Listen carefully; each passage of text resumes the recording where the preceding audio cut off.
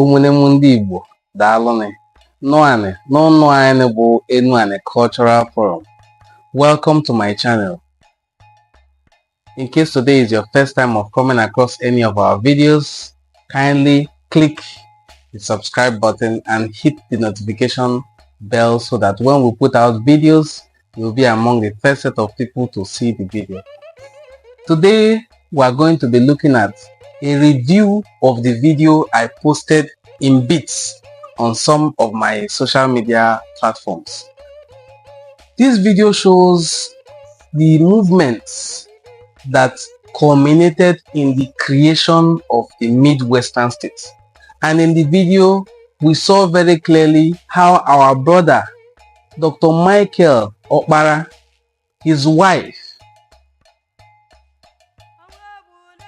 Chief Ogbonnaya, and so many other prominent Igbo people, including Chief Dennis Osadebay, who was even, according to history, a president of the Senate before the First Republic. If you see the chronology, you will see that after Dr. Nnamdi Azikiwe comes Chief Dennis Osadebay. That was before October 1960. So, these Igbo people from the eastern parts of Igbo land joined forces with their brothers who are from the western parts of Igbo land to move on this epic journey. And I'm very grateful that it was documented. This is why it is very good to keep history. It is very good to make historical documentaries so that in future it can be referenced. Yeah, but when Chief Dennis Chukwude Osadebay, Dr. Michael Okpara, ndị niile so niwe je ya bụ ije wee nweshe Midwestern region. Ọ bụ na-ememene wee n'ime nye nkiri nkatata ka ụmụ anyị ụfọdụ ndị sinekwa eti anya welue ntị anyị mara ihe gbasara be mmiri si baa n'opi ụgbọgwụrụ. Ọ bụ na ụmụ anyị ndị ọnị na-ete nwone nye nkiri na-egosi we ntọdịdị kene ntụka ịtụgba anyị na-ekwu maka na nwe na-ekpe ikpe ọgazu ejidewa abụba isu anya di wee na-agba n'edi afa. Ụfọdụ asụ na ọmake kwa ahụ n'ọba n'ụzọ. Ụfọdụ n'ime ụmụ anyị ndị ọ bụ na akpọga wegbo esi buni asị ụfọdụ afawa aza asị amate nwunye aji gwa okwu ka ọ bụ yewe ndụmọdụ nke tata, mana Chukwu ya gozie ndị mee ya bụ nye nkiri o ji bụ na nke tata anyị enwe ike nwunye anyị na-agbazinye ndị ọ bụ na aka apụgawa n'oke. If not for that video documentary of Chief Dennis Osadebay and his Igbo brother Dr. Michael Okpara, who moved from Asaba, because that's where they first landed, from Asaba to Ogwashukwu. From Ogwashukwu they moved to Abo. From Abo they moved to Abraka. From Abraka they moved to Ozoro. From Ozoro they moved to Ugeli, to Warri, and then they moved to Bomadi, all in the quest to actualize the establishment of the Midwestern region. We have seen from that video that let me play some parts of the video again for you to see. Interestingly, in our mind, Dr. Michael Okpara was conferred with a chieftaincy title. Let's take a look at the clip. The splitting up of Nigeria into 3 regions, an arrangement that denied the legitimate aspirations of the people of the Midwest, is ended. Now, a Midwest region has been created as a result of the plebiscite of July 1963.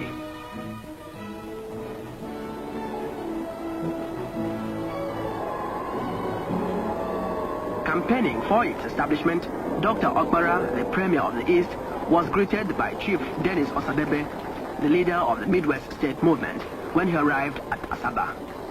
It was the beginning of a 12-day tour for the Premier, who was accompanied by Mrs. Okpara. The federal and all the regional legislatures had voted for the new region. It now remained to find out the wishes of the people themselves.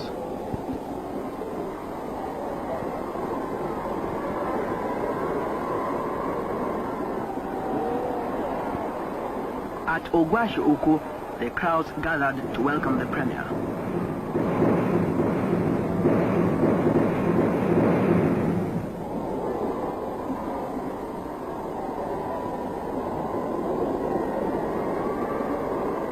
Dr. Obona was there.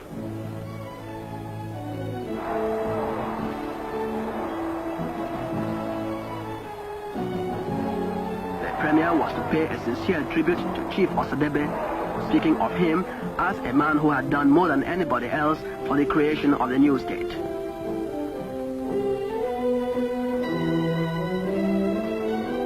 He appealed to the people of the Midwest not to be complacent or adopt a negative attitude to the problem.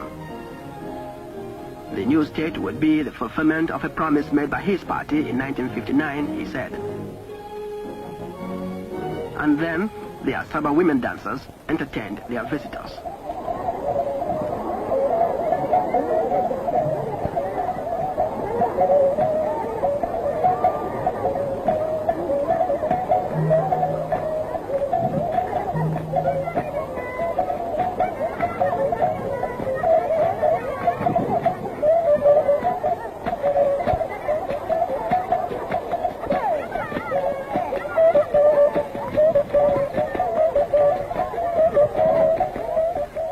Following day at Abo, the people were excitedly awaiting the arrival of the Premier.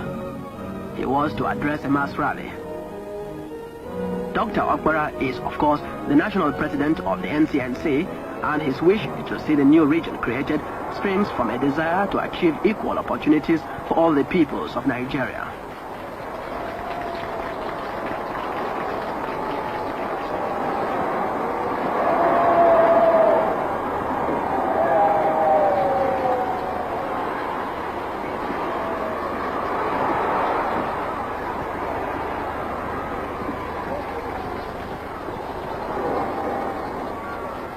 Women of his party danced their way to the rally.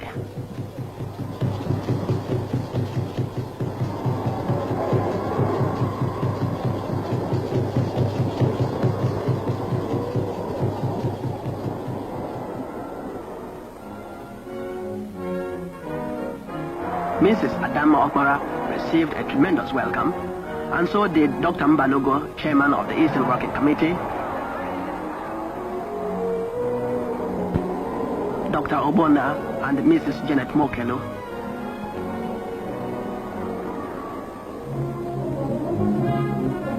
It was at this rally that Dr. Okpara announced that there would be a general amnesty for all those people who had offended or victimized others during the struggle for the creation of the Midwest State.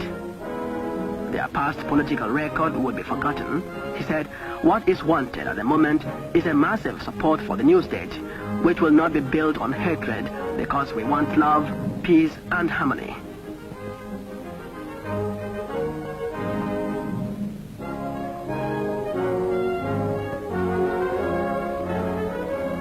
And then the campaign party moved on by car to Abraka. At every place visited, the people gave them a sincere and traditional welcome.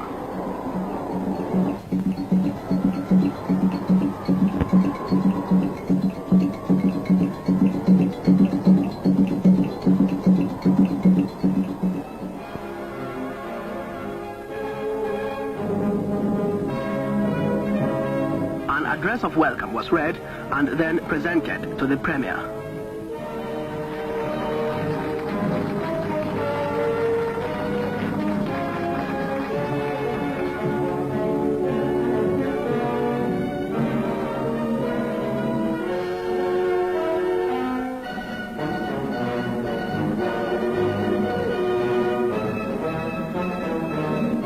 Dr. Okpara talked to the large crowd, pointing out the advantages which would come with the setting up of the new state. Mr. Yamsi, the NCNC leader from the north, was present as the Premier appealed to everybody to vote in the plebiscite on July 13th.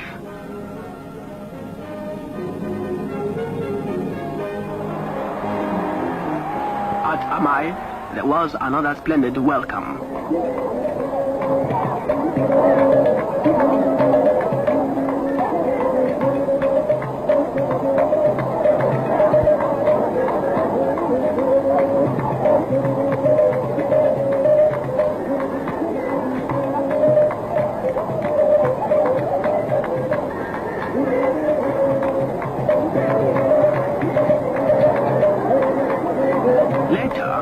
People were to confer a chieftaincy on the Premier before he drove on to Usoro. Here, it was students who welcomed the party. The creation of the new state would be particularly important to the younger people because the opportunities for them will be greatly increased.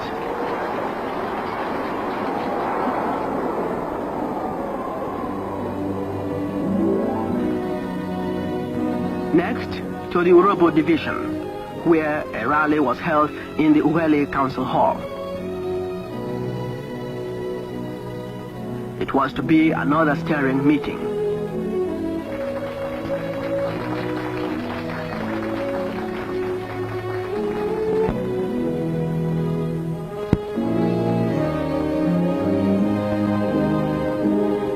The chairman of Nigerian Airways, Chief Dafe, was among the speakers, and the Premier and members of the campaign party greeted the audience.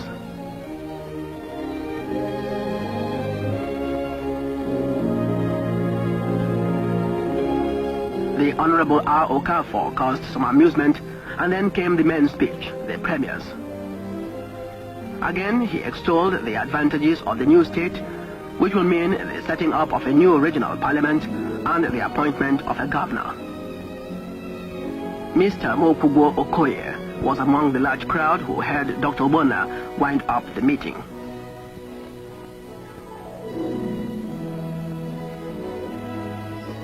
At Warri, it was the same story of joy and welcome. The Bende War dancers performed.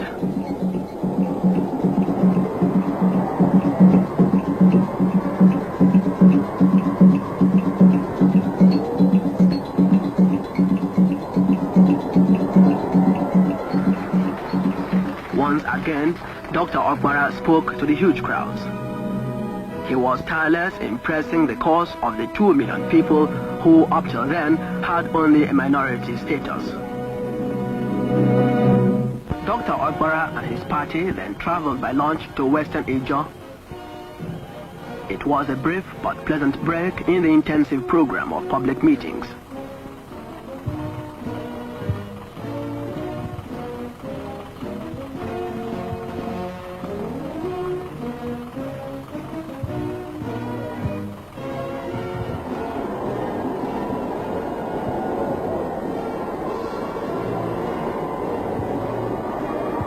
At Pomade, people lined the banks to catch a glimpse of the Premier of the East.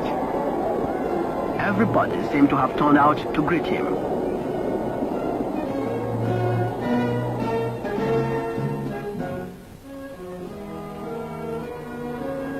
Dr. Okpara told the people of Pomade that after the creation of the Midwest... Welcome back. I hope you really enjoyed this documentary. It is good to keep record. It is indeed very good to keep record. Now the children of these parents, because the people in this video, I think by the ages of the people who saw there, majority of them who were even children will now be very old, because that was in early 1963. Majority of them are now very old.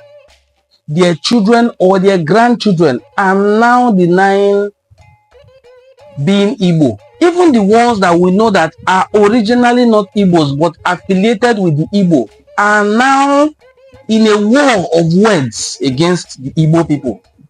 On social media, you will see them insulting Igbo people.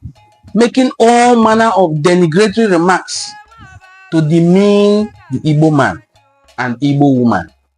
A people who invested thoroughly their time, energy, and resources to see to the liberation of their brothers who were considered minority in the Western region.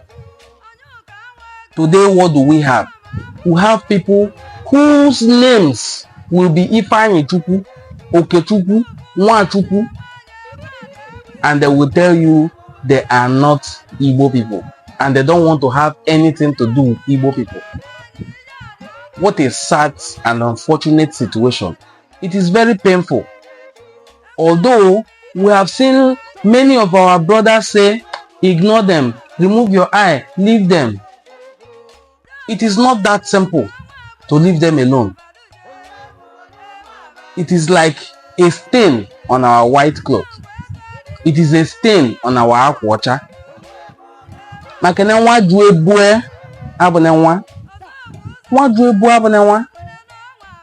It is very, very sad.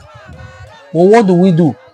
Majority of them think, because of their lack of depth in history, that to be an Igbo man, you must have migrated from somewhere, no matter where it is. It has to be somewhere in the southeastern part of Nigeria. But that is not true. You must not have migrated from anywhere in the southeastern part of Nigeria to be Igbo. And the people who even migrated from western parts of Igbo land, instead of claiming that they are Igbo, they also have that wrong notion of thinking that because they did not migrate from anywhere in the eastern heartland, then they are not Igbo people. Example are the people in Iwuroha, the ones in Okpara, and some of them in Ikwere, who even up till this day have the prefixes Eze in their name, but they don't want to be associated with Igbo people.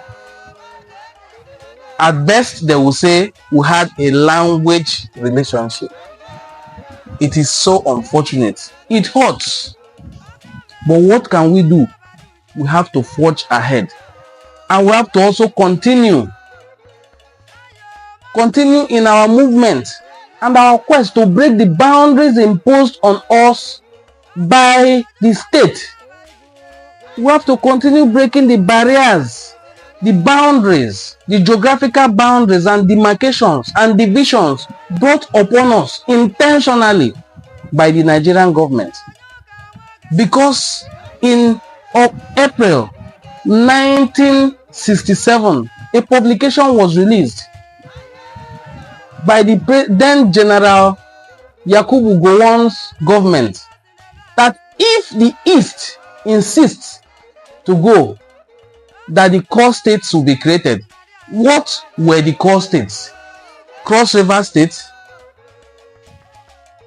Ogoja State, and then River State. He succeeded in creating Cross River State, succeeded in creating River State. He did not end up creating Ogoja State. What was the aim? To remove the major cities, to break the ranks of the Igbo speaking people. Now River State was created, and then you can have Igbo people in River State now confidently telling you they are not Igbos. Now some of the people who aligned with us, from whose place people like Philip Effiong came to fight with Biafra, you will now have people from Cross River State telling you they don't want anything to do with Igbo man, the Ibibios and the rest. You now have people in Enuan, Eka, Ukwane, Oshimili, who not only speak the Igbo language, practice other aspects of Igbo culture, will come out boldly, young people, confidently to tell you that they are not Igbo. But in our territory, because I am from Western Igbo land, you will have roads like Michael Okpara Road. The parliament in Benin today is Dennis Osadebay building. The government house in Delta State is Dennis Osadebay house. And there are other inland roads in most parts of the present day Delta State and Edo States that were named after Dr. Michael Okpara, because that was when the minority then of Western region joined forces with their brothers in the Southeast and they got the Midwestern states. Why do you think that you must have migrated from the Eastern Heartland to be called an Igbo person? Why do you think so? Is it so historically? According to history, the origins of migrations of Igbo people is not definite, is not conclusive. So, there are Igbo people everywhere you can think of, and it must not be traced. Their migration history must not be traced to a particular place before they can fully be considered Igbo.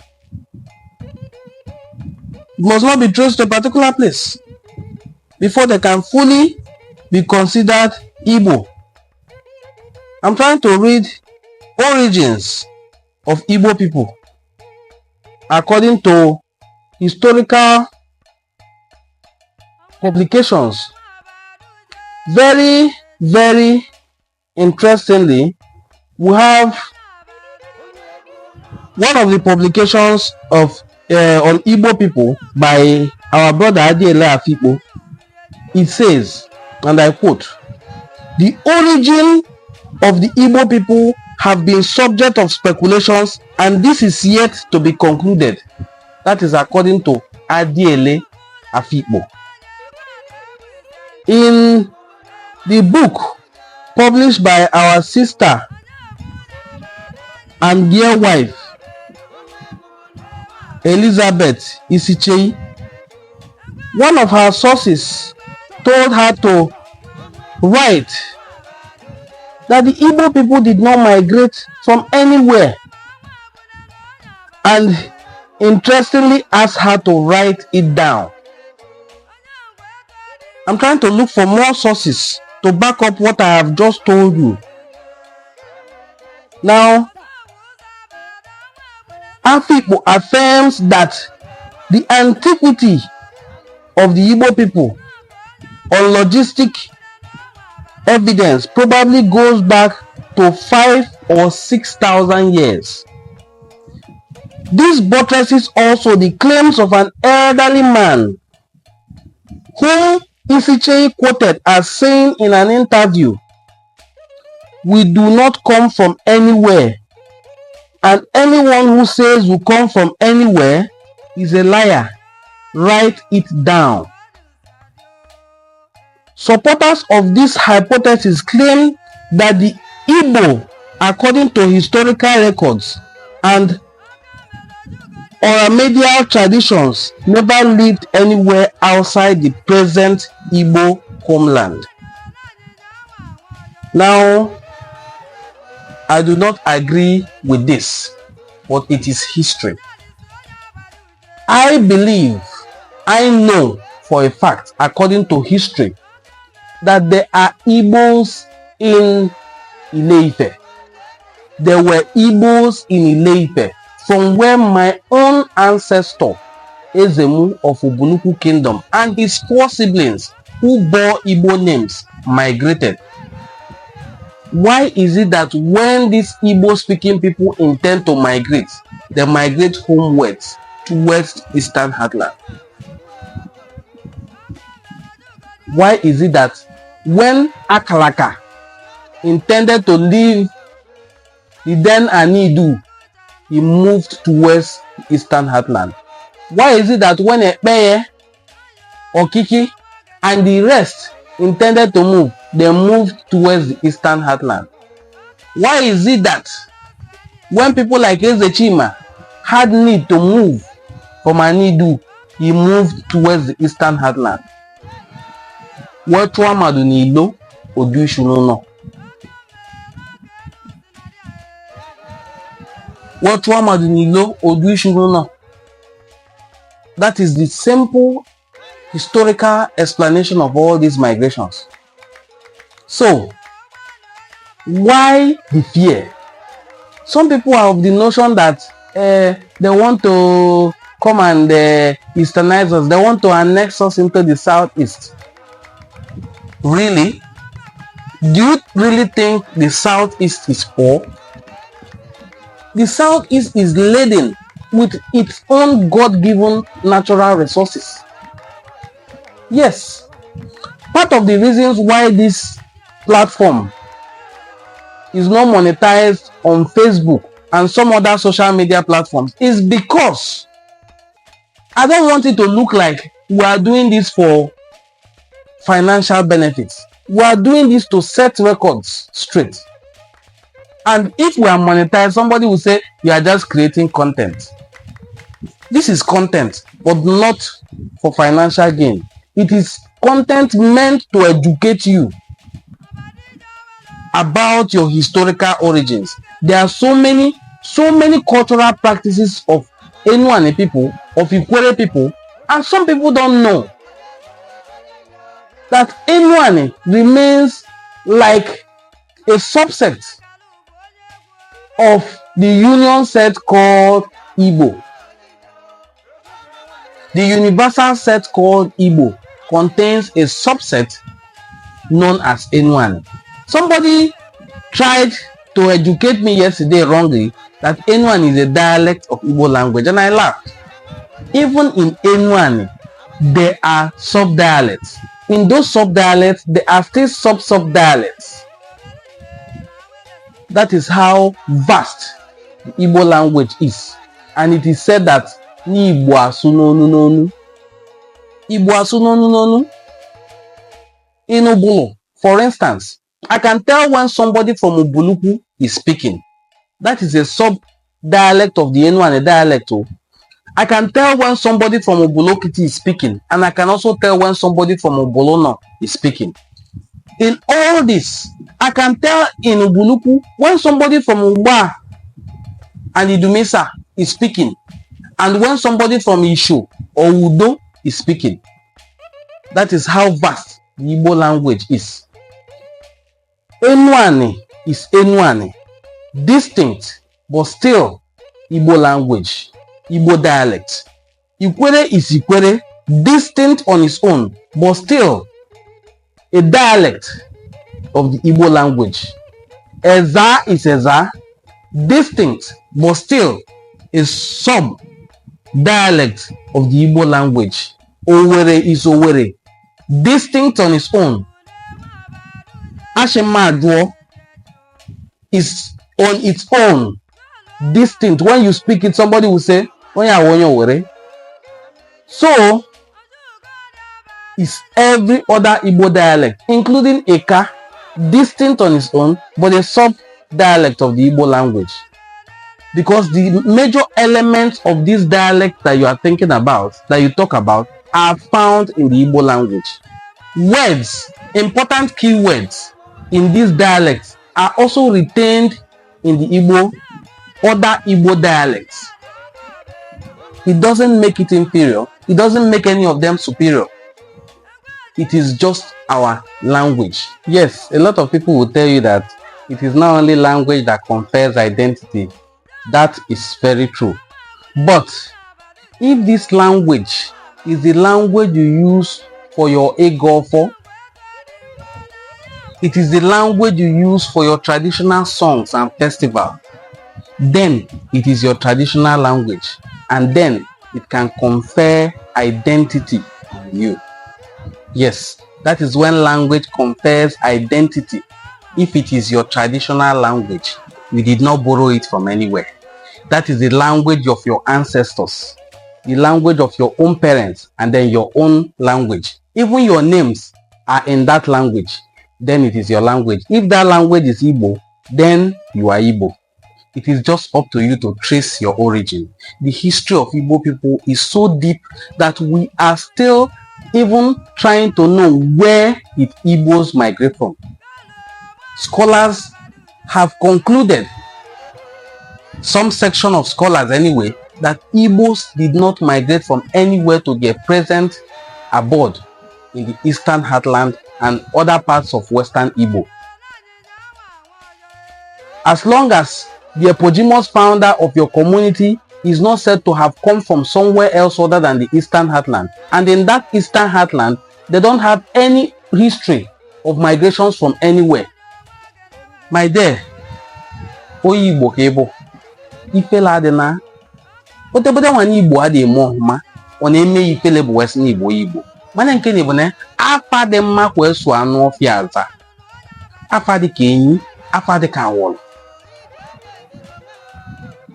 Igbo bụ enyi, Igbo bụ awọlụ, Igbo bụ agwụ.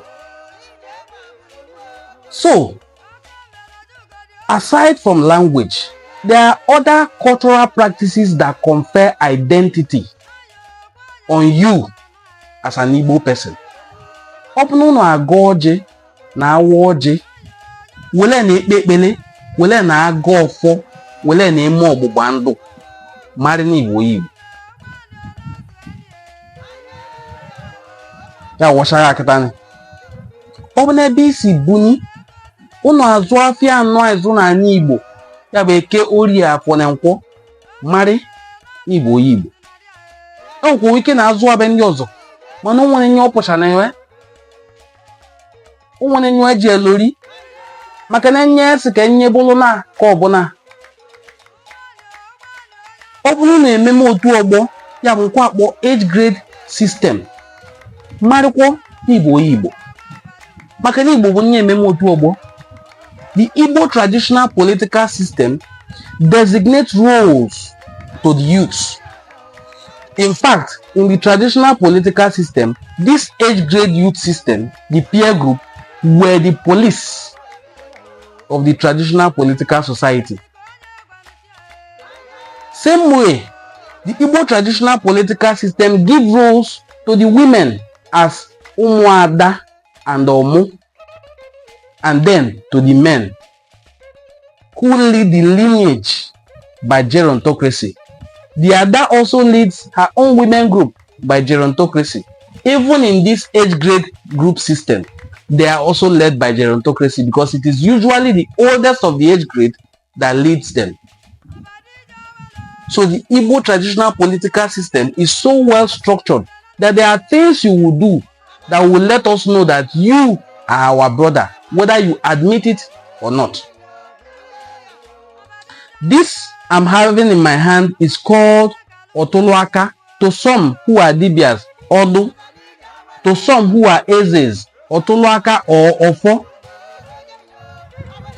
It is a traditional symbol of authority, although mine is ceremonial because of my cultural platform. Those who wield it know its power. It is more powerful to hold an Ofo than to hold a government-issued staff of office. This is the traditional staff of office. Historically, you only inherit this. You don't buy it in the market. If your community has Ofo as its traditional symbol of authority, with names of its citizens like Ejiofo, Ofo Edu, Ofo Oma, Ofo Kansi, and the rest, you are Igbo. There are no two ways about it. All the Igbo cultural practices are unique. Some are shared, while some are distinct. As I will always say, in our Eastern Igbo dialect, that Odibende na Adigibende, Ogirishi na Abamme. A cultural practice of one people that is not found in another people is usually disgusting. There are people that eat Edi in Igbo land. There are people who do not even touch Edi, including my community. There are people who revere Eke. Some worship it because it is their totem animal, while there are others to whom Eke is meat, including my community. To us, Eke is meat. To some, it is revered. There are people who do not eat the West African giant rat, the one you call Ewi. people like Igbos, people like Nnewi. In my community, it is meat. There are some subgroups in my community who do not eat guinea fowl. To us, it is meat. That is the beauty and diversity of the Igbo culture. It does not alienate any group that will make you say, because I am not doing this and they are doing it, then I am not Igbo. Yesterday, somebody told me the name of the eponymous founder is Aklaka, not Akaraka. Therefore, it is not Igbo. And I laughed. I told him, in my own dialect of Igbo language, it is Aklaka, not Akaraka. And in Anambra and some other areas of Igbo land, it is Akalaka, not Akaraka. Igbo asunonu. That R can become L, and the L can become R. In Enwani, my F can become H, my S can become H. I can say Asia for market if I am from Ogwashuku, while another person will say Afia for market if that person is from Obolo clan. This is the beauty and diversity of the Igbo language. Thank you once again for joining Enwani Cultural Forum. I hope you enjoyed today's video. Kindly give us a thumbs up, share our video if you can, and I know you can. Give us super thanks. Thanks for supporting Enwani Cultural Forum. See you in our next video.